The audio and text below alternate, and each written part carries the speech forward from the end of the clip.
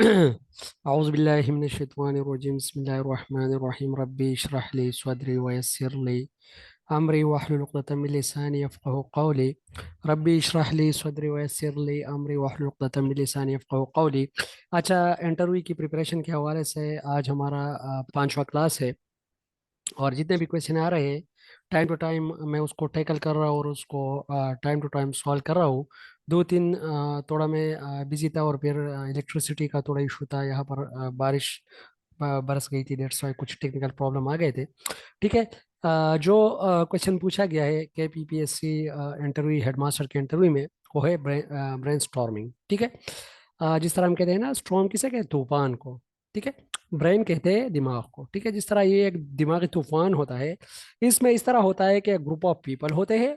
Group of people एक ही issue पे वो अपने जितने भी कॉन्सेप्ट और आइडियाज होते हैं उनको एक्सप्रेस करते हैं, और एक बंदा जो होता है वो उसको कलेक्ट करता है, और वो या तो व्हाइट बोर्ड पे लिखता है या किसी चार्ट वगैरह पे उसको लिखता है। ठीक है। जो सेंट्रल होता है, सेंट्रल पे वो जो मेन चीज होती है, जो इशू होती है, उसको लिखता है, और जितने भी उसके इर्द गिर्द आइडियाज आते हैं वो सारे आइडियाज वो वहाँ पर कलेक्ट करके वहाँ पर लिख लेते हैं। जिस तरह हम फॉर एग्जांपल अगर क्लास में देखें, अगर हम स्टूडेंट से ये कहें कि आप लोगों के ख्याल में पौधों की क्या क्या खासियत है।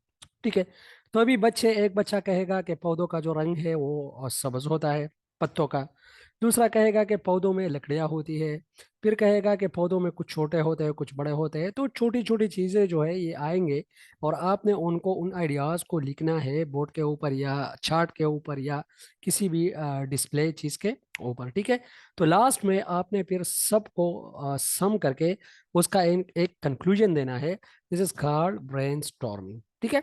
Brain storming as a group creativity technique. इसमें हम क्या करते हैं? क्रिएटिविटी करते हैं, by which effort are made to find a conclusion for a specific problem by gathering a list of ideas spontaneously contributed by its member। ठीक है।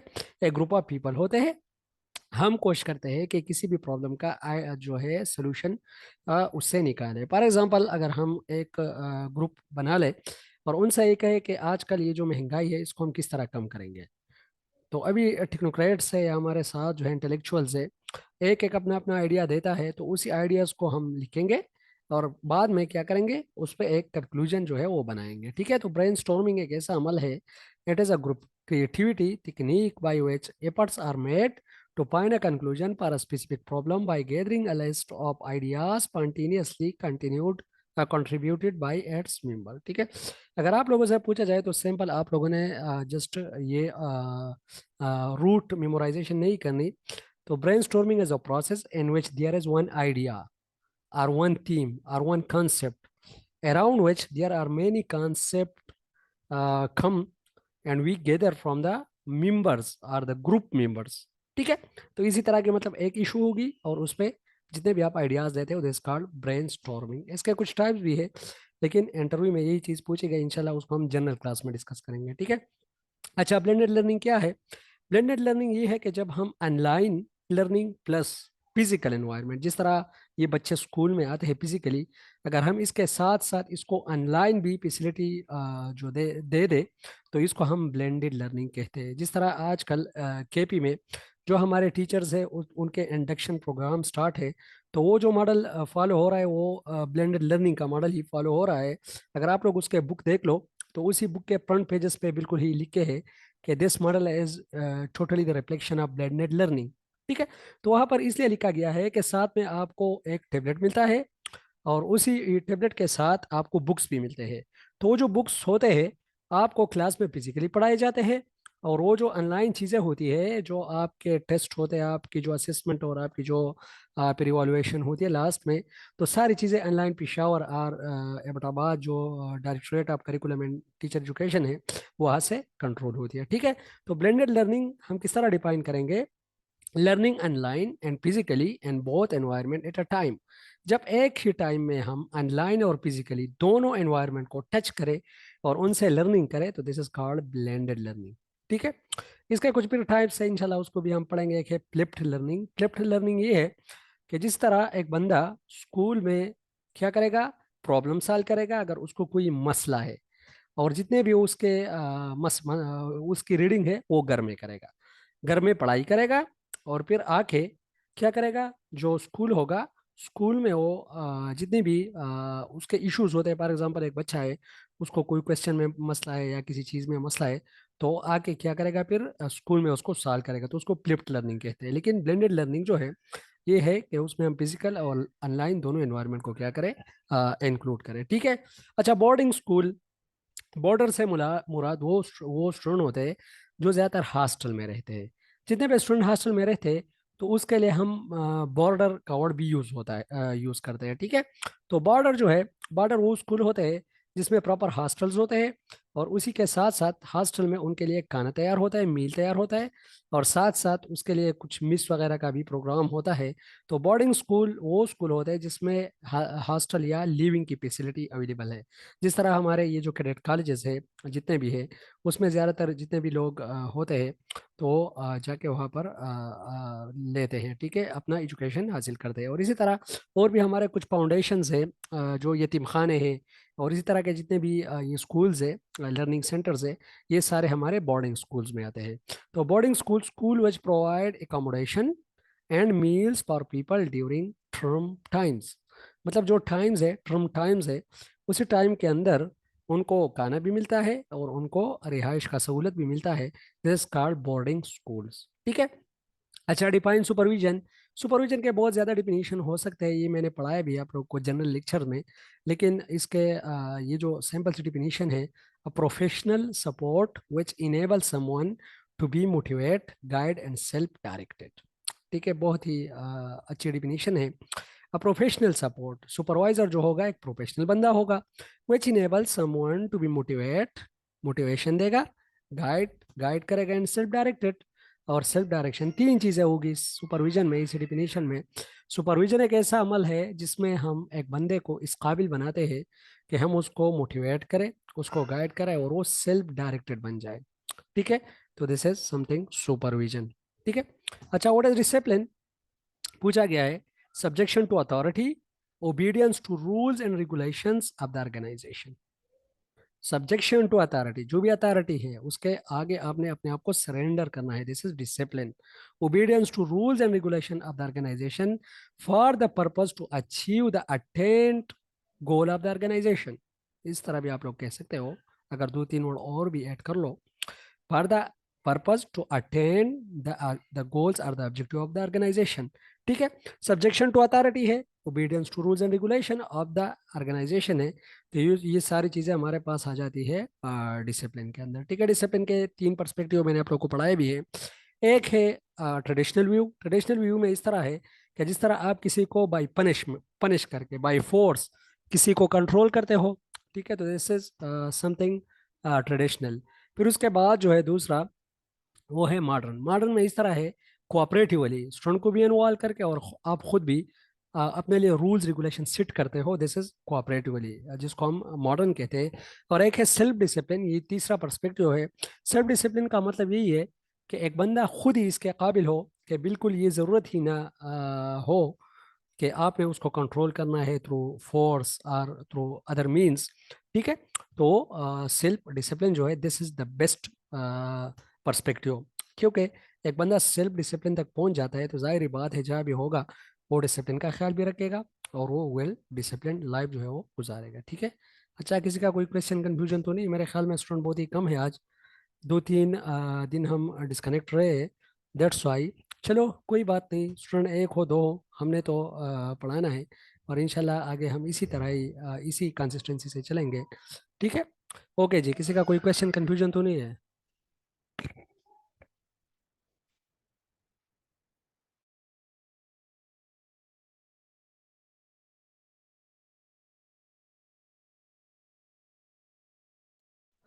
Okay जी। अच्छा, आवाज़ मेरी पहुंच रही है? सीमा समीन।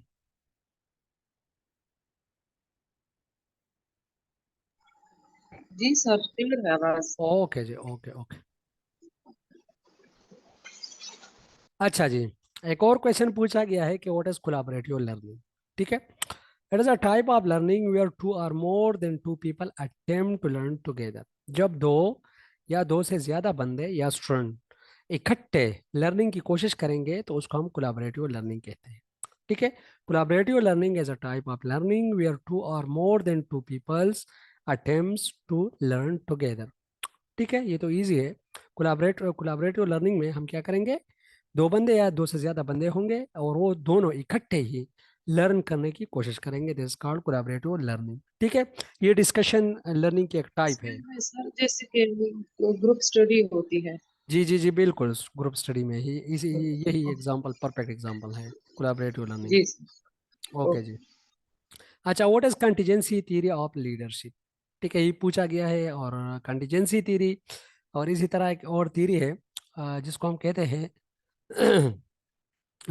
Situational situational theory. ये दोनों जो है बहुत ही ज़्यादा इंपॉर्टेंट है, वेल नोन थ्योरीज है। और ये जो है ये पूछे जाते भी है और इंशाल्लाह पूछे जाएंगे भी। ठीक है, कंटीजेंसी थ्योरी जो है ये कहती है कि अगर एक लीडर है तो उन्होंने जो अपना लीडरशिप स्टाइल एडॉप्ट करना है तो तीन चीज़ों को देखना है। ठीक है, कि उसके साथ ऑर्गेनाइजेशन के जो लोग हैं वो किस तरह है, type of work, worker worker leader, leader worker relation. कि मतलब ये जो लीडर और वर्कर का रिलेशन है वो कैसा है, तो मतलब ये कि लोग कैसे हैं, एम्प्लॉय कैसे, सबॉर्डिनेट्स कैसे। ठीक है। सेकंड जो है वो ये है कि लीडर टाइप ऑफ पावर, कि लीडर के साथ कौन सा पावर है। उसका जो पावर है कैरिज्मेटिक पावर है, नहीं उसका जो पावर है वो और रेपरेंट पावर है, या उसका जो पावर है वो कुछ पर्सनल पावर है। इसी तरह के और भी पावर के टाइप्स है। ठीक है, तो कौन सा टाइप ऑफ पावर है। ठीक है, पावर उसके साथ ज्यादा है, पावर उसके साथ कम है। अगर फॉर एग्जांपल खुदा ना खास्ता आप इतना पावर यूज कर रहे हो कि नीचे जो आपके लिए ग्रुप्स बन रहे हैं, फिर आपको मसला बन जाएगा। तो ये भी एक बात है कि अपने पावर को देखते हुए, वो कहते हैं ना अपने चादर को अपने चादर के साथ अपने जो पैर होते हैं उसको संभालना चाहिए। तो मीन के आपने अपने पावर को देखते हुए जितने भी आपकी पावर है तो इसी तरह ही अपनी जो सबॉर्डिनेट है उसको कंट्रोल करना चाहिए। ठीक है। एंड टास्क स्ट्रक्चर, ये भी बहुत ज्यादा इंपॉर्टेंट कि टास्क किस तरह है। अगर इमरजेंसी सिचुएशन है तो फिर लीडरशिप स्टाइल जो होगा आपका वो ऑटोक्रेटिक होगा। ठीक है, उसमें आपने किसी के साथ भी मशवरा नहीं करना। अगर एक ऐसी जगह है जहां पर आप लोगों से मशवरा ले सकते हो तो फिर डेमोक्रेटिक तरीका जो है वो बहुत ही ज्यादा बेस्ट है। तो आप फिर डेमोक्रेटिक तरीका भी यूज कर सकते हो। ठीक है, तो ये जो है कंटीजेंसी थ्योरी सिचुएशनल की अगेंस्ट है, थोड़ी अगेंस्ट तो नहीं लेकिन उसकी फर्दर एक्सप्लेनेशन है। ठीक है, सिचुएशनल थ्योरी क्या कहती है उसकी भी मैं थोड़ा आप लोग को रिकॉल कर लूँ। सिचुएशनल थ्योरी कहती है कि जो सिचुएशन है उसको देखते हुए लीडर को अपना लीडरशिप स्टाइल जो है वो एडॉप्ट करना चाहिए। उन्होंने तीन चार जो है सिचुएशन दी थी, S1 S2 S3 and S4। उसमें फर्स्ट जो है वो टिलिंग है, सेकंड सीलिंग है, थर्ड जो है वो पार्टिसिपेटिंग है और फोर्थ जो है वो डिलीगेटिंग है। ठीक है, फिर उन्होंने कहा था कि जो फर्स्ट होंगे ये D1, वो मिच्योरिटी लेवल भी उन्होंने दिए थे कि कुछ मिच्योरिटी के इस तरह के लोग होंगे जो क्या करते हैं उसी में पिट आएंगे। फॉर एग्जाम्पल D1 मेच्योरिटी के लोग होंगे तो S1 सिचुएशन में फिट होंगे, D2 मेच्योरिटी के लोग होंगे वो S2 सिचुएशन में फिट होंगे, D3 S3 और D4 S4 सिचुएशन में फिट होंगे। वो डिफरेंट डिफरेंट मेच्योरिटी लेवल है। ठीक है, वो जो है हर सी ब्लांचर ने दी है और ये जो है ये फीडलर ने दी है। ठीक है, ये कंटीजेंसी थ्योरी है और वो जो है सिचुएशनल थ्योरी है। इसमें तीन चीजें बहुत ज्यादा इंपॉर्टेंट आप लोगों ने इसको याद रखना है कि लीडर को चाहिए कि वो अपना जो लीडरशिप स्टाइल है वो तीन चीज़ों को जहन में रखते हुए उसको उसी तरह ही अडॉप्ट कर ले। फर्स्ट क्या है, लीडर वर्कर रिलेशनशिप। सेकंड जो है leader type of power and third जो है वो टास्क स्ट्रक्चर है। ठीक है, it was presented by Fiedler, same to situational theory but further adding that leader should adopt their style leadership style on the basis of three aspects: leader worker relation, leader type of power and task structure. ये तीन चीजें बहुत ज्यादा important है। ठीक है, अच्छा आगे जो है इंस्पेक्शन पूछा गया है। सुपरविजन और इंस्पेक्शन में थोड़ा सा डिफरेंस है। और वो ये है कि सुपरविजन में है जो है उसमें फियर का एक एनवायरनमेंट नहीं होगा, होप का एक एनवायरनमेंट नहीं होगा।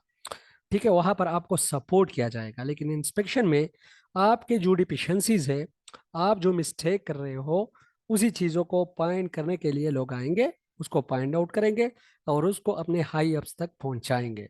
ठीक है, ये इंस्पेक्शन है और इसमें फियर का एक माहौल होगा, इसमें होप का एक माहौल होगा। ठीक है, inspection focus on monitoring and evaluating performance are to find out deficiencies. Performance को इवॉल्युएट करना या डिफिशियंसीज को फाइंड आउट करने को हम इंस्पेक्शन कहते हैं। ठीक है, faults are violation of rules and to report these finding for future arrangement. Faults को फाइंड आउट करना, violation of rules and regulation को फाइंड आउट करना और इसी को फ्यूचर अरेंजमेंट के लिए क्या करना है, हाई अप्स को प्रेजेंट करना, इसको हम क्या कहते हैं, इंस्पेक्शन कहते हैं। The concept of inspection was used in England for first time in 1905। पहले जो कॉन्सेप्ट है इंस्पेक्शन का ये 1905 में ही यूज हुआ था। ठीक है, इंग्लैंड में। ठीक है, तो इंस्पेक्शन तो मेरे ख्याल में क्लियर होगा, ऐसा जिसमें कोई डिफिनेशन नहीं होगी, सॉरी डिफिकल्टी नहीं होगी। अच्छा, what is theory x? Theory x और थ्योरी वाई जो है मैंने आप लोग को पढ़ाया था, एम सी ग्रिगर, मैक ग्रिगर, इन्होंने दी है दोनों ही थ्योरीज। मैक ग्रिगर कौन था, थोड़ा आप लोग बैकग्राउंड को समझने की कोशिश करो। मैक ग्रिगर जो था वो अब्राहम मेस्लो का शागिर्द है। तो अभी अब्राहम मेस्लो जो है आप लोग को पता है वो क्या करता है, उन्होंने हायरार्की नीड्स की एक जो है थ्योरी दी है कि जो पाइप लेवल्स होते हैं उसमें फर्स्ट जो है सेफ्टी नीड्स, दिन जो sorry physiological needs, safety needs, relationship needs, self esteem and self actualization, ये 5 जो है उन्होंने बेसिक नीड्स दिए हैं। तो यहाँ पर एमसी ग्रेगर जो था, मैक ग्रेगर, वो इन पे इनको थोड़ा सा क्रिटिक करता है। वो कहता है कि जिस तरह अब्राहम मेस्लो कहता है कि एक स्टेज जब सेटिस्फाई होती है, फॉर एग्जांपल आपके बेसिक नीड सेटिस्फाई हो गए तो वहां पर मोटिवेशन रुक जाती है और आप सेकंड स्टेज पे जाते हो। लेकिन ये कहता है कि नहीं, जो मोटिवेशन है वो वहां पर रुकती नहीं है। मोटिवेशन तो अगर आप first for example basic needs है आपकी, उसको भी आपकी ज़रूरत है और सेकंड की भी आपको ज़रूरत है। जिस तरह हम इसको जो हमारे पास सेफ्टी नीड्स है, पर जो फिजियोलॉजिकल नीड्स है, अगर आपके फुलफिल हो गए भी देन भी आपको सेकंड की ज़रूरत है। अगर वो भी पूरे हो गए थर्ड पे आप जा रहे हो, रिलेशनशिप भी। लेकिन ये दो दो जो पिछले है, जिस तरह सेफ्टी और फिजियोलॉजिकल नीड्स है, इसकी भी आपको ज़रूरत है। ठीक है, इन दोनों में यही कंट्रडिक्शन है थोड़ा। लेकिन ये कहता है कि थ्योरी एक्स जो होंगे लोग लेजी होंगे, लोग काम करने से कतराएंगे, लोग काम नहीं करेंगे, वो काम चोर होंगे।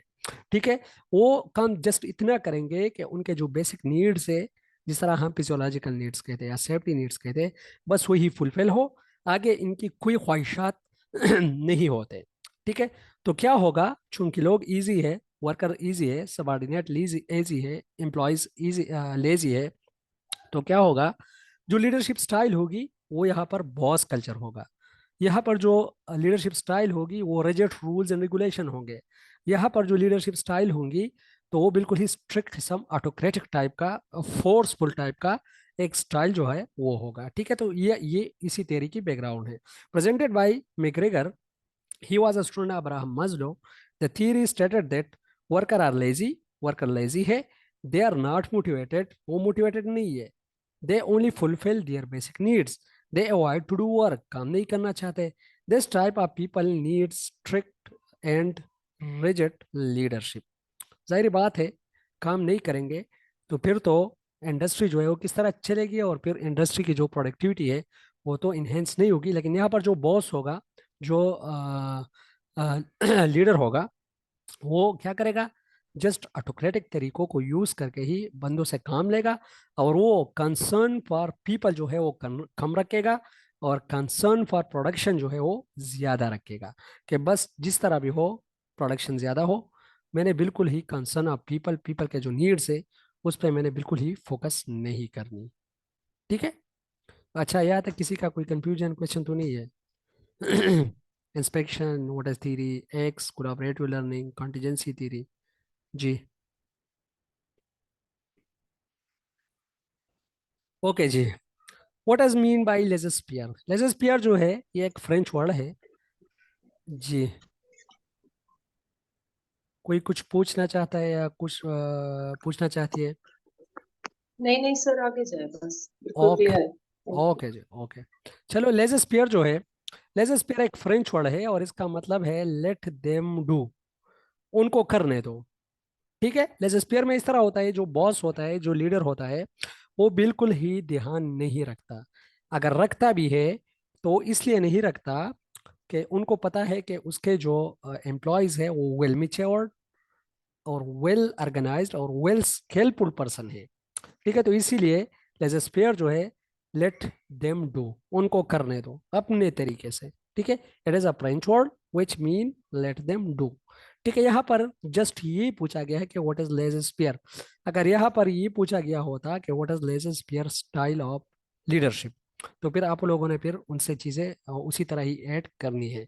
अगर आप लोगों से ये पूछा जाए कि what is mean by laissez faire approach of management, तो फिर आप लोगों ने उसी तरीके से ही आगे चीजों को ले जाना होगा। ठीक है, लेकिन चूंकि जस्ट लेजस्पियर वर्ड का ही पूछा गया है, या जिसने ये क्वेश्चन लिखा है, तो मेरे ख्याल में उनसे पता नहीं उसी टाइम अगर ये क्वेश्चन पूछा गया है फिर तो ठीक है, क्योंकि लेजस्पियर तो एक वर्ड को हम यहाँ पर इसी तरह एक्सप्लेन कर सकते हैं।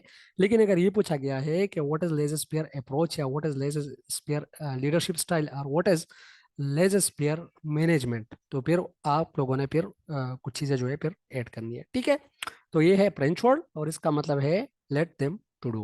What is constructivism. कंस्ट्रक्टिविज्म का मतलब है, कंस्ट्रक्टिविज्म जो है ये एक स्टूडेंट सेंटर अप्रोच है। स्टूडेंट सेंटर ये क्या करते हैं, ये कहते हैं कि ये जो स्टूडेंट है ये खुद ही चीज़ों को कंस्ट्रक्ट करेंगे, चीज़ों को बनाएंगे। ठीक है, यहाँ पर जो स्टूडेंट होंगे वो एक्टिव होंगे और जो लीडर होगा या टीचर होगा वो पेसिव होगा, या गाइडर होगा या फैसिलिटेटर होगा। लेकिन स्टूडेंट ज़्यादा काम करेंगे और टीचर जो है वो इतना काम ज़्यादा नहीं करेगा, जस्ट स्टूडेंट को गाइड करेगा कि आप लोगों ने ये चीज़ करनी है इसी तरह।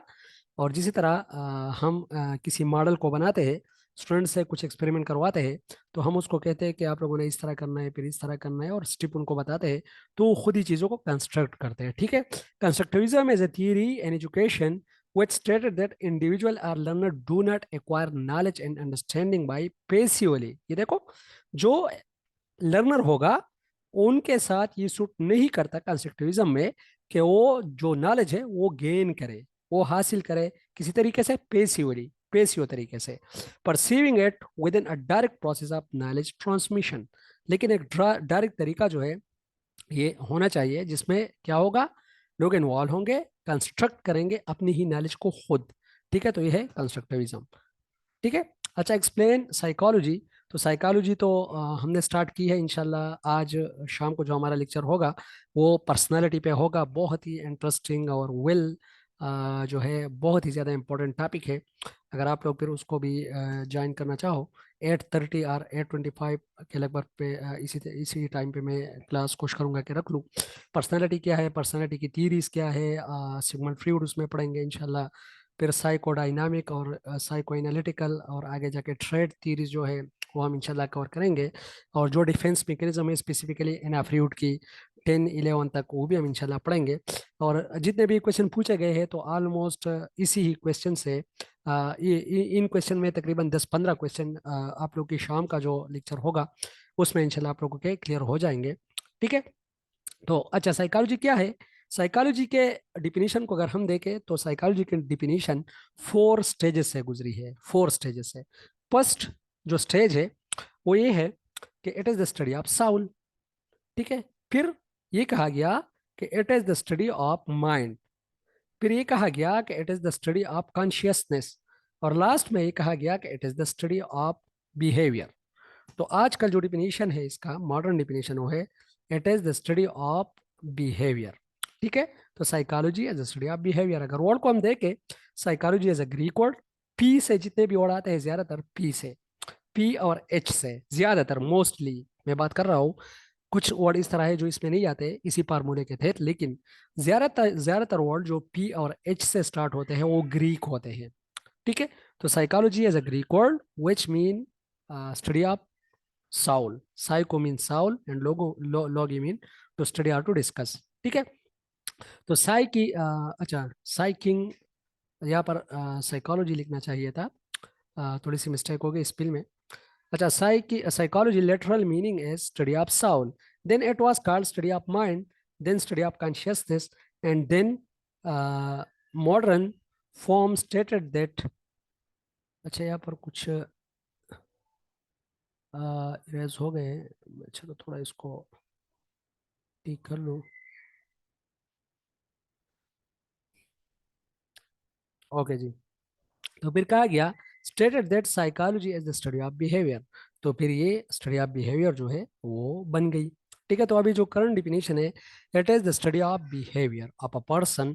तो इसी बिहेवियर के साथ जो हमने पढ़े थे, स्ट्रक्चरलिज्म हमने पढ़ा था, फंक्शनलिज्म हमने पढ़ा था, गेस्टाल्ट हमने पढ़ा था, बिहेवियरिज्म हमने पढ़ा था, ह्यूमनिज्म हमने पढ़ा था, जो कार्ल रॉजर था वो हमने पढ़ा था। ठीक है, ये चीजें हमने इसी एक बिहेवियर के साथ, इसी एक बिहेवियर को स्टडी करने के लिए जो स्कूल ऑफ थॉट्स है वो सारे हमने पढ़े थे। ठीक है। अच्छा, कल्चरल लर्निंग क्या है? Cultural learning is the way a group of people or animal within society or culture tend to learn and pass on information. Culture का मतलब यही है कि जो इंफॉर्मेशन हम गेन करते हैं और एक नस्ल से दूसरी नस्ल तक पहुंचाते हैं, this is called cultural learning. ठीक है, जो इंफॉर्मेशन एक नस्ल से दूसरी नस्ल तक ट्रांसमिट होती है तो उसको हम कल्चरल लर्निंग कहते हैं। ठीक है। Learning style can be greatly influenced by how a culture socialize with its children and young people. कि किस तरह एक कल्चर जो है अपने यंग पीपल और लोगों को किस तरह वो सोशलाइज करता है। सोशलाइज मीन, सोशलाइजेशन का पूछा जाए, परवरिश। ठीक है, ये दो तीन परस्पेक्टिव से पूछा गया, इसलिए मैं आप लोगों को क्लियर कर रहा हूँ। Socialization is a process through which a newborn baby become an effective form of the society or an effective member of the society. A newborn baby become an effective member of the society. ये हमारी socialisation है। ये question भी पूछा गया है कि what is the difference between socialization and education. मतलब वहां पर उर्दू में ये क्वेश्चन था कि तालीम और तरबियत में क्या फ़र्क है। तो तालीम तो मैंने आप लोगों को बहुत से डिफिनीशन पहले एक्सप्लेन किए हैं। ठीक है, acquisition of knowledge, values, skill and habit is called education. ठीक है, हमने कहा था कि to produce a virtue man is called education. Education mean the development of mind and body, और education mean the development of a sound mind and a sound body. इस तरह हमने कहा था education mean the full potentiality या the full development of human character. ये चीज़ें हमने पढ़ी थी। और obedience to law is education. ये सारी चीज़ें, sorry, obedience to God is education. ये चीज़ें हमने पहले एक्सप्लेन की हुई है। ठीक है, लेकिन क्वेश्चन ये पूछा गया था कि व्हाट इज, कि ये जो एजुकेशन तालीम है और तरबिया है, दोनों में क्या फ़र्क है। तो तरबिया जो है वो सोशलाइजेशन है, जिसके जरिए इंसान मुआशरे का एक फर्द बनता है, एक इफेक्टिव फर्द। इसके बहुत से एजेंसीज है। एक फैमिली है जो सबसे पहले है। सेकंड, उसमें मास्क है, जो हम बच्चों को ले जाते हैं अक्सर मास्क में, और वहाँ पर जो तालीम हासिल करता है रिलीजियस। ठीक है, और वो मास्क या मदरसा उसमें आता है। ठीक है। थर्ड जो है वो पीर ग्रुप है, जो उसके हम ग्रुप के लोग होते हैं, दिस इज पीर ग्रुप। और फोर जो है वो स्कूल है। तो ये एजेंसीज बहुत ज़्यादा इंपॉर्टेंट है जो सोशलाइजेशन में काम करते हैं। ठीक है, और एजुकेशन जो है it's a life long process, जो कहीं से भी आप हासिल कर सकते हो। ठीक है।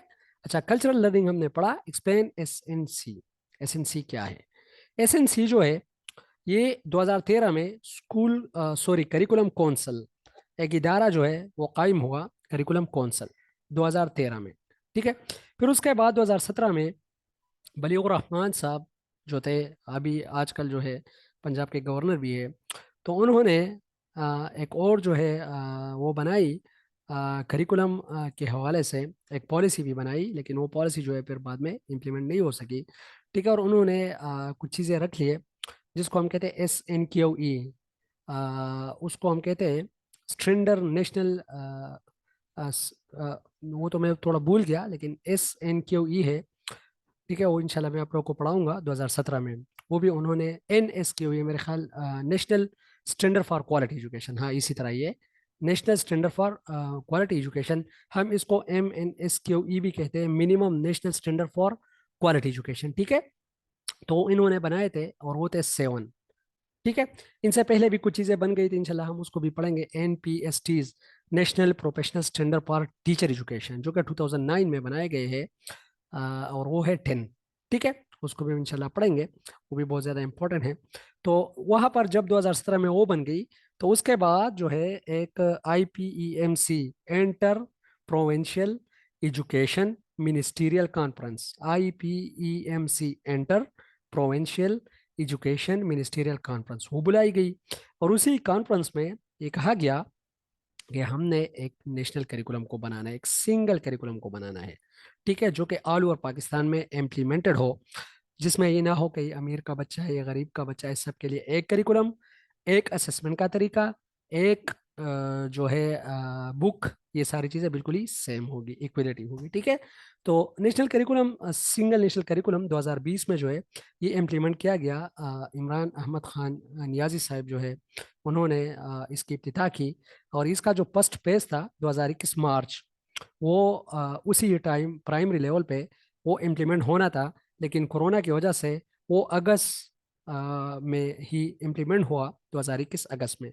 फिर 2022 में जो है मार्च 2022 में अगेन जो है वो इम्प्लीमेंट हुआ मिडिल मिडिल लेवल पे। और फिर 2023 में इसी साल जो है अभी ये इम्प्लीमेंट हुआ है हाई और हायर सेकेंडरी लेवल पे। हाँ, कुछ सूबों में ये इम्प्लीमेंट नहीं हुआ, जिसी तरह पंजाब वाले कहते हैं कि हम इसी चीज़ को इम्प्लीमेंट नहीं करते, ठीक है। ये अभी सिंध का तो मुझे पता नहीं है, और इसी तरह के और जो बलूचिस्तान है उसका भी तो मुझे पता नहीं है। लेकिन वो बहुत ही मज़े का करिकुलम है, जो बुक है, आप लोग खुद भी माशाल्लाह जितने भी हो टीचिंग जो है उसी ही से आप रिलेटेड हो, और आप लोगों ने देखे होंगे वो जो बुक्स है उसमें बिल्कुल ही रियल एग्जांपल है। मतलब ऐसे एग्जांपल है उसमें, इस तरह नहीं है कि आपने एक चीज़ लानी है जो आपके साथ अवेलेबल ना हो। आप लोग को बिल्कुल रियल लाइफ एग्जांपल दिया गया है कि एक बोतल को काट के आप लोगों ने उसमें मिट्टी डाल के उसमें एक पौधा उगाना है, उसको जो है पानी देनी है, और इस तरह की ऐसे एक्सपेरिमेंट वहाँ पर उन्होंने ऐसी चीज़ें डाली है कि बिल्कुल ही सस्ते में मिल जाती है। और उसके लिए मतलब एज सच रिसोर्सेज की इतनी ज़रूरत नहीं होती। लेकिन हाँ, कुछ चैलेंजेस है उसके लिए, स्पेसिफिकली टीचर को ट्रेन करना, गवर्नमेंट को एविएट्स बनाना, और फिर जो है उसी को बिल्कुल ही इम्प्लीमेंट करना, ये गवर्नमेंट के लिए बहुत ही बड़ा चैलेंज है, ठीक है। कुछ इसकी डिफिशेंसीज भी है, स्ट्रॉन्ग पॉइंट्स भी है, वीक पॉइंट्स भी है, उसको भी हम इंशाल्लाह स्टडी करेंगे, ठीक है। अच्छा, single national curriculum was adopted in 2020 at main motto, इसका यही मेन मोटो मोटो है, देखो, one curriculum, same assessment method and one medium of instruction all over the country. तीन ही चीजें, one curriculum, same assessment method and one medium of instruction all over the country, inaugurated by Imran Ahmad Khan Niazi Sahib, the former Prime Minister of Pakistan. There were 3 phases of implementation: 2021 primary level, 2022 middle, and 2023 high and higher secondary school, जो कि KP में इसी तरह ही हुआ है जिस तरह ये लिखा गया है। लेकिन और सुबह का ऐसा मुझे पता नहीं है, यहाँ पर तो ये इम्प्लीमेंट हुआ है, ठीक है। अच्छा, कारपोरल पनिशमेंट, ये क्वेश्चन पूछा गया है, कारपोरल पनिशमेंट क्या है? अ type of punishment which cause physical harm, एक ऐसी पनिशमेंट जो कि फिजिकल हार्म जो है वो खास करे, इसको हम कारपोरल पनिशमेंट कहते हैं। The intentional इन्फ्लिक्शन of physical pain is a method of changing behaviour. अगर हम किसी को, किसी का बिहेवियर चेंज करना चाहे किसी तरीके से, फिजिकल पेन के तरीके से, उसको जो है पनिश करने के, पनिश करके या उसको बीट करके, उसको मार के, जब हम उसको फिजिकल पेन पहुंचाए तो इसी जरिए जो हम बिहेवियर चेंज करते हैं, इसी मेथड को हम क्या करते हैं, कारपोरल पनिशमेंट। लेकिन सिंपल डिफिनेशन ये है कि अ type of punishment which cause physical harm, ठीक है। पाकिस्तान ने डिपाइड सीआरसी, सीआरसी कहते हैं child right convention. Child right convention जो है 1990 में ये पाकिस्तान ने जो है साइन किया था।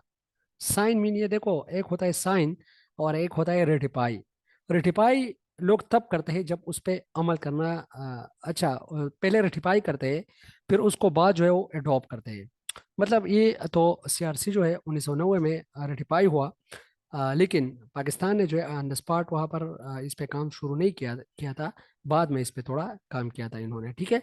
अच्छा, आर्टिकल 37A, 37A, इसी ही सीआरसी का 37A आर्टिकल जो है strictly prohibit corporal punishment, corporal punishment को बिल्कुल ही स्ट्रिक्टली प्रोहिबिट करता है।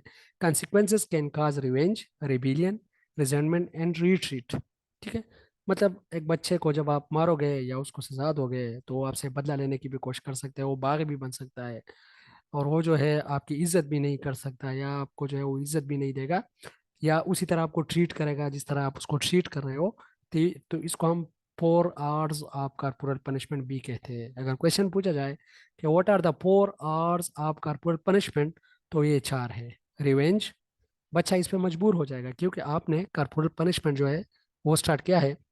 बंदा रिवेंज करने की कोशिश करेगा, रिबीलियन बागी बनने की कोशिश करेगा या बागी बनेगा, या रिजेंटमेंट आपकी इज्जत नहीं करेगा, बिल्कुल आपके सामने आएगा ही नहीं, एंड रिट्रीट, और आपके साथ भी वही सलूक करेगा जो आप उसके साथ कर रहे हो सकता है आपने उसको बीट किया और फिर रास्ते में बैठ के कहीं छुप के आपको बड़ा सा पत्थर मार दे, क्योंकि हम टीचर तो आप लोग को पता है इसी तरह ही आ, जाते हैं, तो फिर तो सिक्योरिटी वगैरह नहीं होती। ठीक है। तो ये बच्चे अक्सर इसी तरह ही हम बिगाड़ते हैं। ठीक है। अच्छा, लेसन प्लानिंग पूछा गया है, बहुत ही ज़्यादा इंपॉर्टेंट है कि लेसन प्लानिंग क्या है। अगर आप लोगों से ये पूछा जाए और प्रॉपर डिफिनीशन याद ना हो, तो आप लोगों ने जस्ट ये कहना है कि lesson planning mean to plan what to do, when to do, how to do, by whom to do. To plan what to do, when to do, by whom to do, where to do. ये भी बहुत ज़्यादा important है। ठीक है। लेकिन अगर एक कंप्रिहेंसिव डिफिनेशन जो है वो ये है, it is a teacher detail description of the course of instruction.